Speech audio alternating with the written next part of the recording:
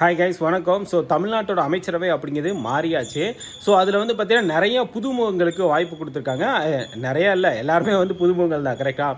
சரி, ஓகே. அதே நேரத்தில் எம்எல்ஏஸ் வந்து பார்த்தீங்கன்னா நிறையா புதுமுகங்களும் அட் த சேம் டைம் வந்து பார்த்தீங்கன்னா யங்ஸ்டர்ஸும் நிறையா பேர் வந்து எம்எல்ஏவை வந்து செலக்ட் ஆகிருக்காங்க. கரெக்டாக? இந்த டைமில் வந்து முதல்வராக பதவியேற்ற விஜய் அவர்கள் வந்து பார்த்தீங்கன்னா யங்கஸ்ட், அதாவது தமிழ்நாட்டில் அப்பாயின்மெண்ட் பண்ணப்பட்ட யங்கஸ்ட் சீஃப் மினிஸ்டர் அப்படின்னு கேட்டிங்கன்னா கிடையாது. கரெக்டாக? அவரோட வயது வந்து பார்த்தீங்கன்னா 51. கரெக்டாக?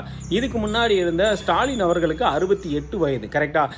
அவரோட கரண்ட் ஏஜ் கிடையாது. அவங்க வந்து 2021 சிஎம்மாக அப்பாயின்மெண்ட் பண்ணும்போது. ஓகே, அதே மாதிரி அப்போ யங்கஸ்ட் சீஃப் மினிஸ்டர் யார் தமிழ்நாட்டில் அப்பாயின்மெண்ட் பண்ணும்போது அப்படின்னு கேட்டிங்க அப்படின்னா ஜெயலலிதா அவர்கள்.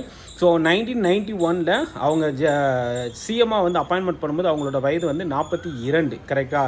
ஸோ இந்தியாவில் யங்கஸ்ட் சீஃப் மினிஸ்டராக ஃபஸ்ட்டு அப்பாயின்மெண்ட் பண்ணப்பட்டது யார் அப்படின்னா ஃபெமா காண்டு அவர்கள். கரெக்டாக?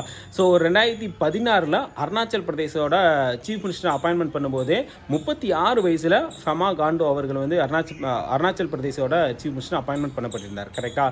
ஸோ இந்த இன்ஃபர்மேஷன் உங்களுக்கு பிடிச்சிருக்கும் அப்படின்னு சொல்லிட்டு நினைக்கிறேன்.